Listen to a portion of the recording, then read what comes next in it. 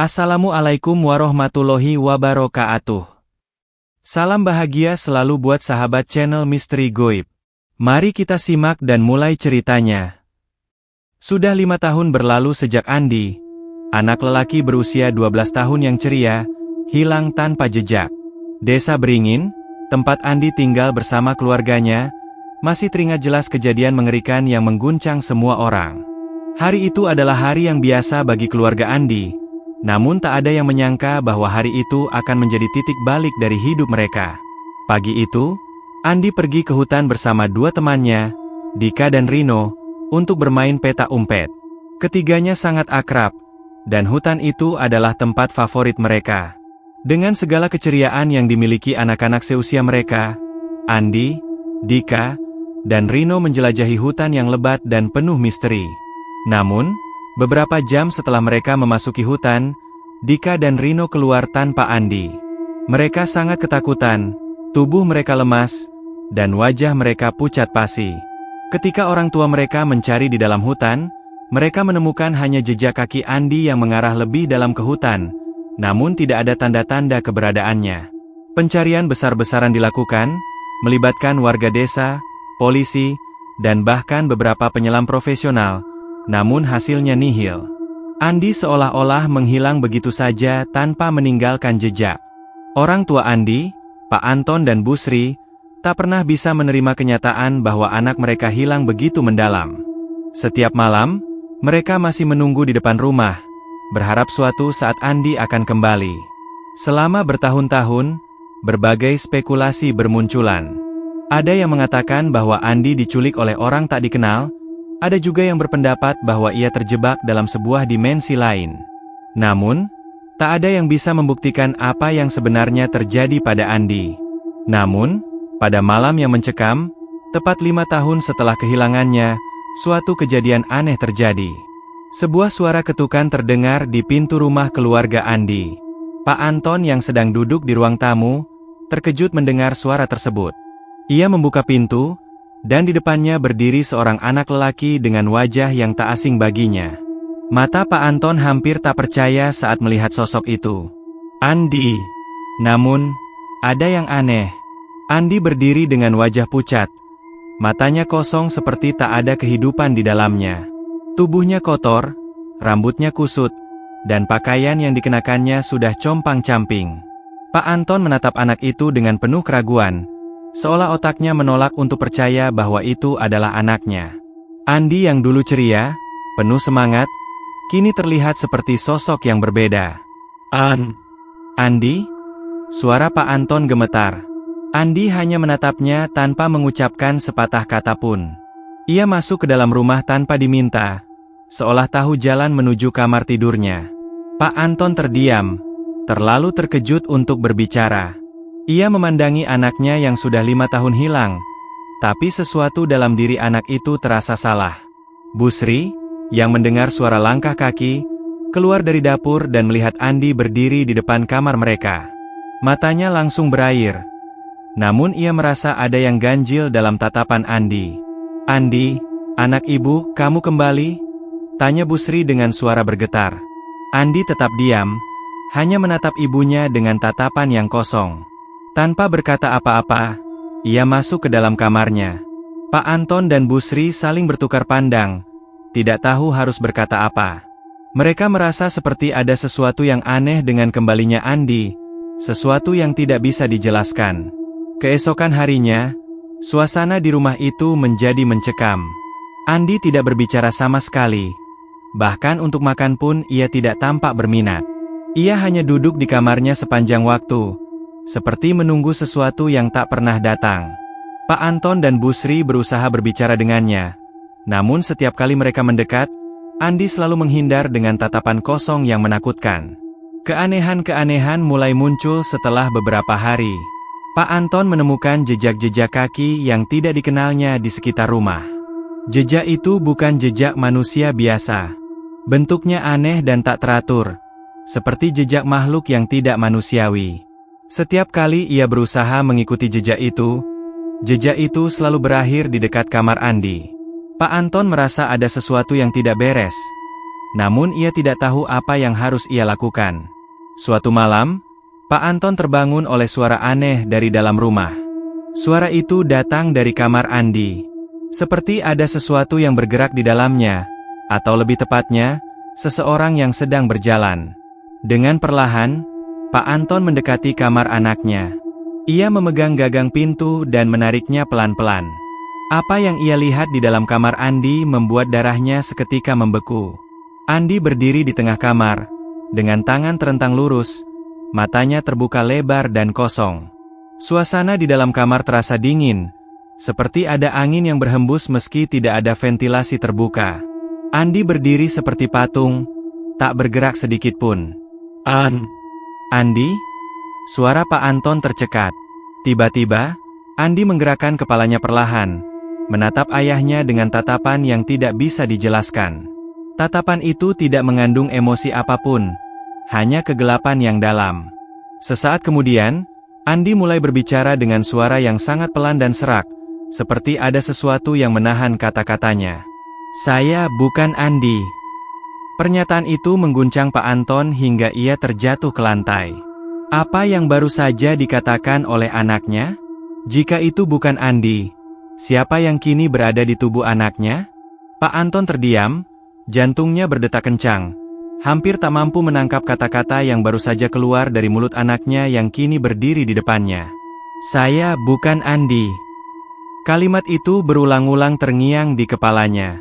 Seluruh tubuhnya terasa kaku, bahkan lebih kaku daripada saat ia pertama kali menemukan Andi menghilang 5 tahun lalu.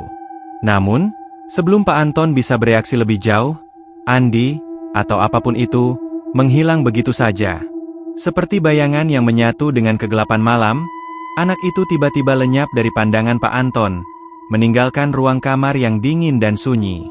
Dalam sekejap, semua lampu di rumah padam, dan sebuah keheningan yang sangat pekat mengisi seluruh rumah. Pak Anton tergeletak di lantai, matanya terbuka lebar, berusaha memproses apa yang baru saja terjadi. "Apa yang sedang terjadi?" gumamnya dengan suara tercekat.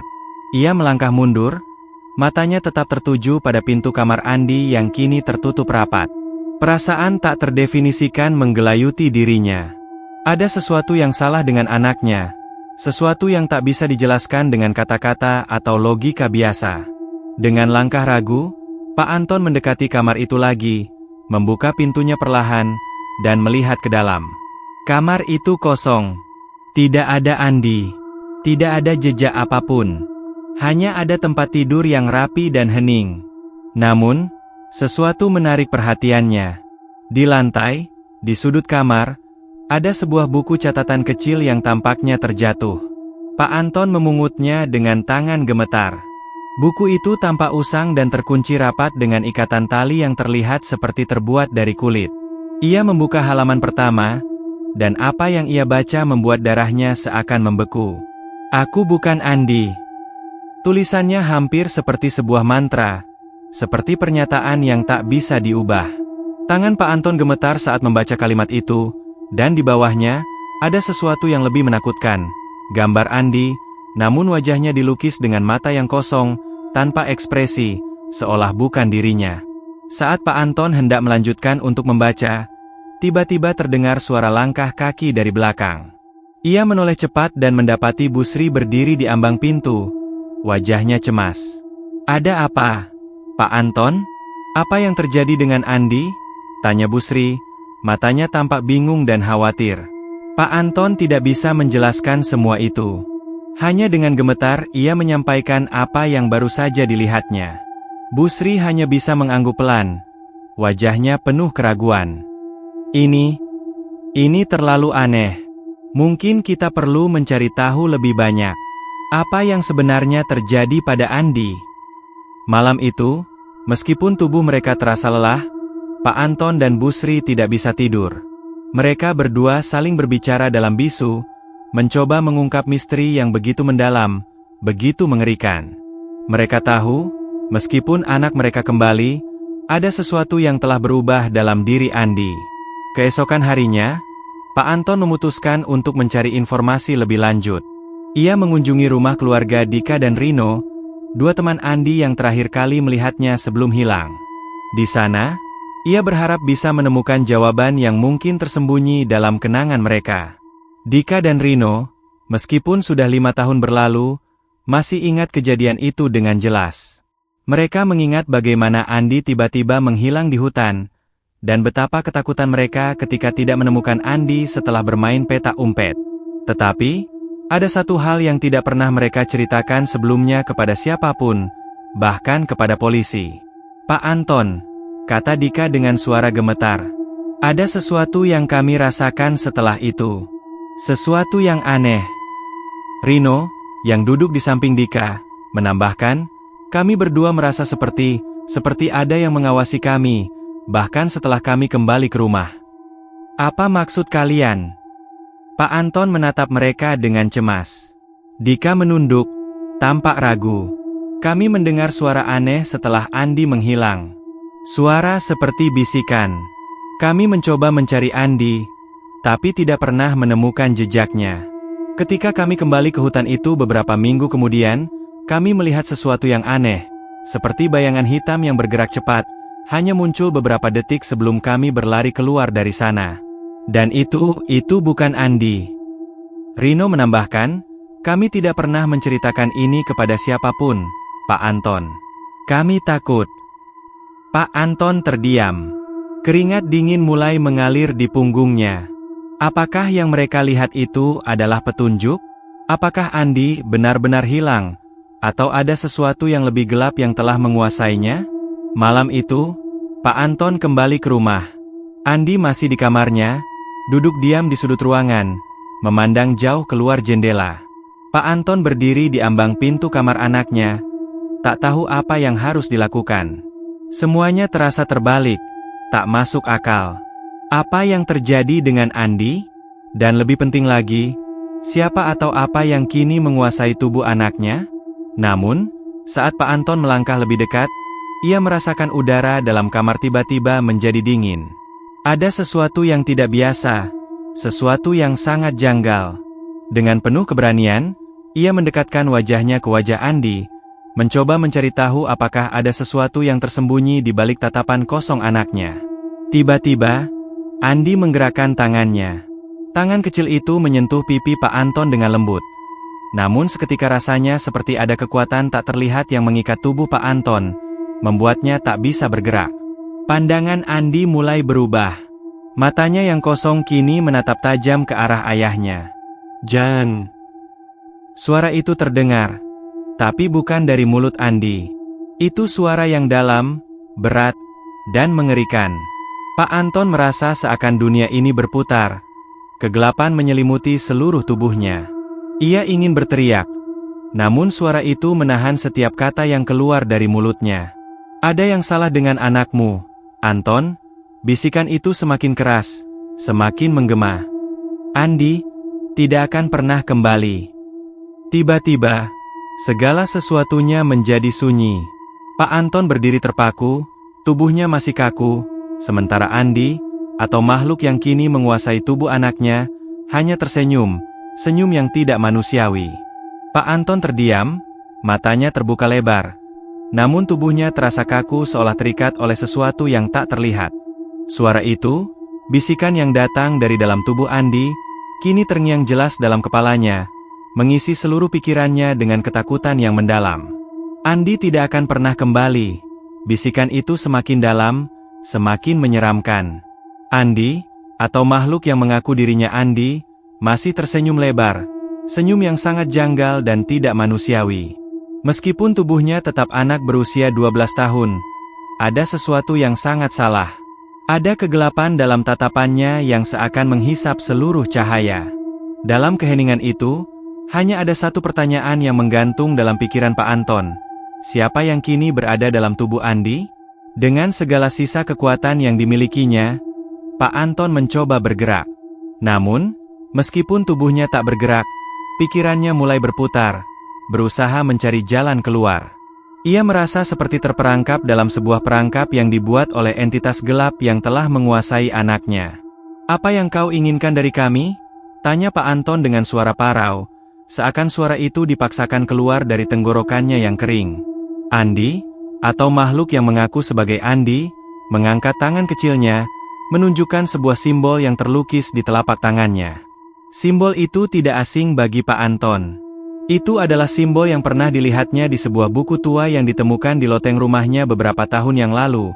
Sebuah buku yang sangat usang dan penuh dengan gambar-gambar aneh yang tak dapat dijelaskan. Buku itu bercerita tentang ritual kuno dan entitas yang dapat menguasai tubuh manusia. "Siapa kamu?" Suara Pak Anton nyaris berbisik. Takut kalau ia berbicara keras, makhluk itu akan semakin kuat. Makhluk yang berada dalam tubuh Andi tertawa pelan. Suara tawanya terdengar seperti gema yang keluar dari kedalaman bumi. "Aku bukan siapa-siapa. Aku adalah sesuatu yang lebih dari apa yang kau pahami, Anton. Aku sudah lama menunggu tubuh ini. Andi, hanyalah sebuah pelabuhan sementara." Suara itu semakin dalam, semakin menyeramkan, dan Pak Anton merasa semakin tercekik. Di luar jendela kamar, malam semakin larut. Hembusan angin dingin menembus celah-celah kecil, menciptakan suasana yang semakin menegangkan. Pak Anton merasa seperti terperangkap dalam jaring laba-laba yang dibentuk dari kegelapan. Makhluk itu, yang sekarang menguasai tubuh Andi, mulai bergerak ke arah Pak Anton dengan gerakan yang aneh, seperti ada sesuatu yang tidak alami menggerakkan tubuh itu. "Kenapa Andi? Kenapa anakku?" Pak Anton berusaha bertanya. Suaranya hampir tak terdengar, terhalang ketakutan yang membekap dada. "Aku tidak membutuhkan alasan untuk memilih siapa yang aku ambil," jawab makhluk itu dengan suara yang terdengar seperti 1000 bisikan sekaligus. "Anakmu adalah pilihan yang sempurna. Tubuh muda, pikiran yang masih bersih. Aku butuh lebih banyak kekuatan, lebih banyak jiwa untuk melanjutkan apa yang telah lama tertunda." Pak Anton teringat kata-kata Dika dan Rino sebelumnya, tentang bayangan hitam yang mereka lihat di hutan. Itu mungkin bukan kebetulan. Andi bukan satu-satunya yang telah menjadi sasaran entitas ini. Mungkin, di balik semua kejadian yang terjadi, ada sesuatu yang lebih besar, lebih jahat, yang menunggu untuk dilepaskan. Andi, atau makhluk itu, mendekatkan wajahnya ke wajah Pak Anton.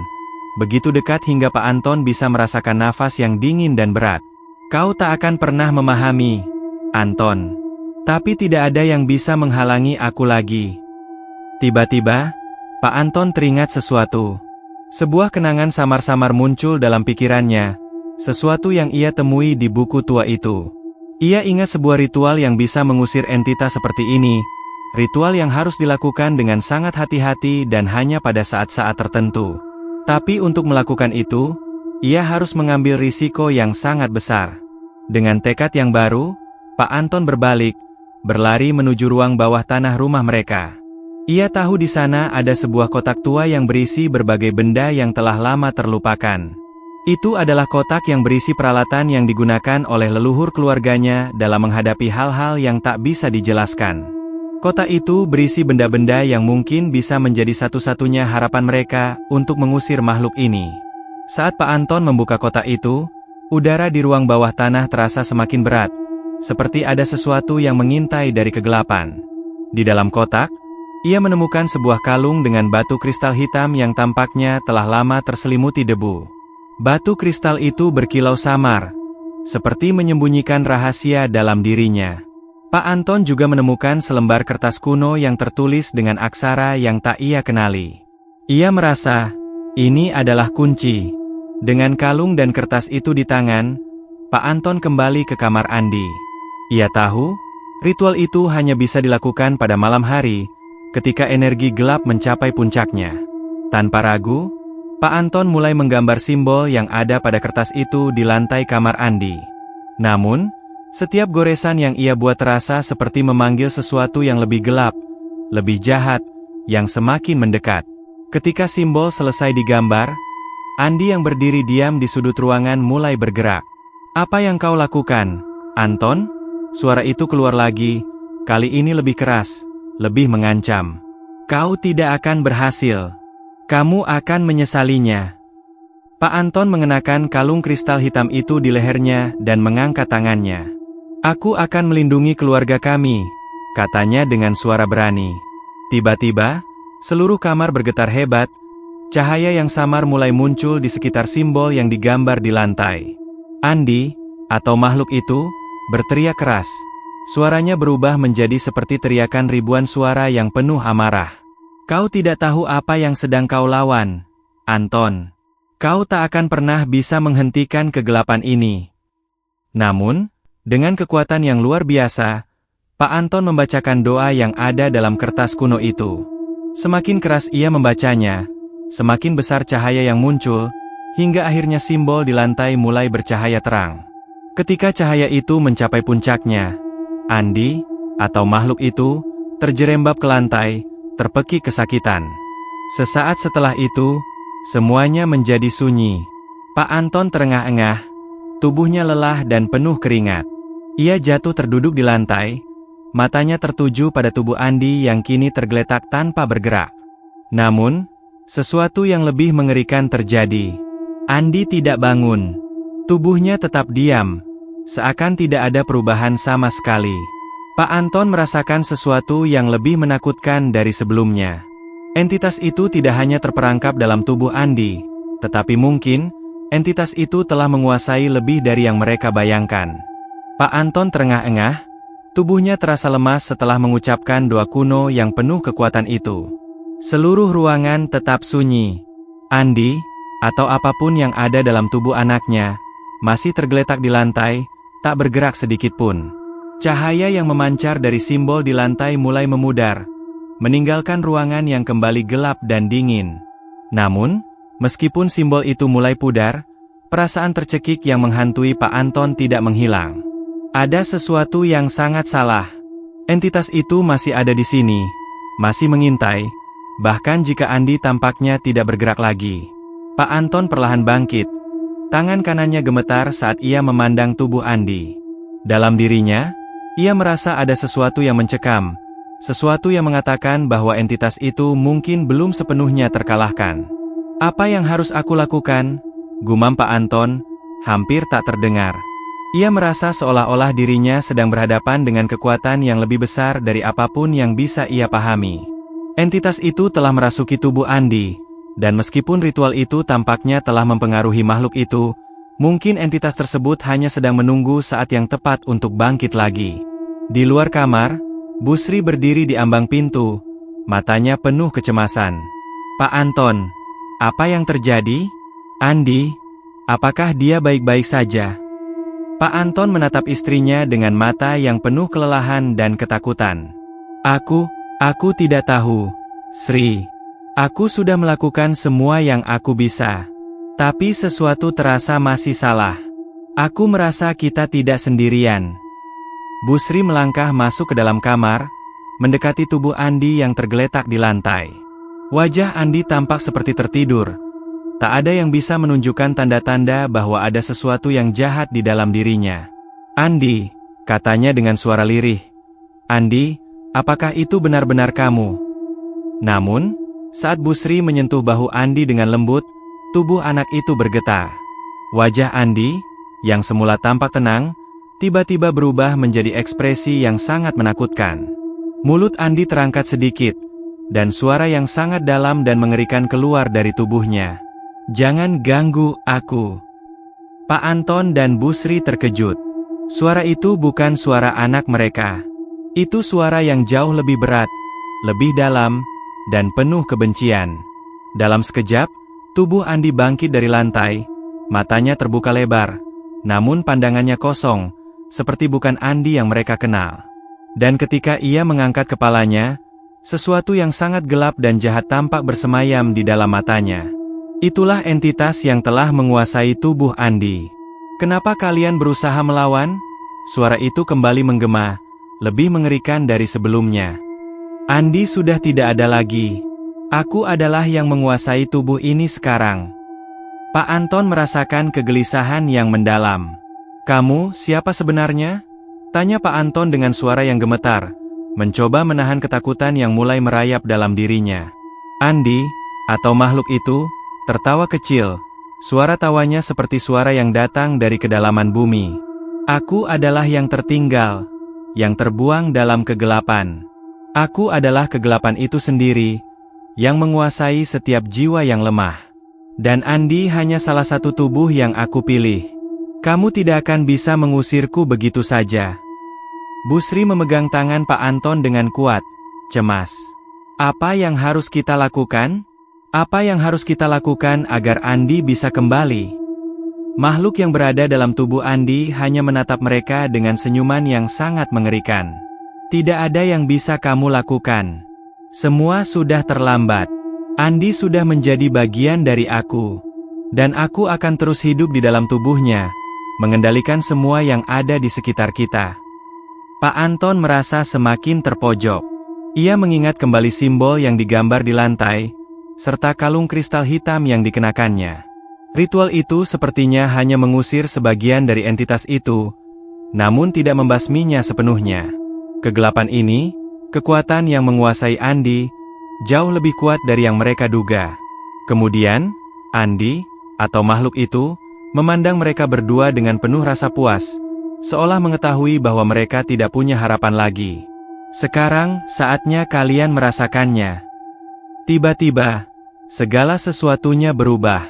Ruangan itu menjadi semakin dingin, dan suasana semakin menegangkan. Udara di sekitar mereka tampak berputar, bergerak tak terkendali, seperti ada angin yang datang entah dari mana.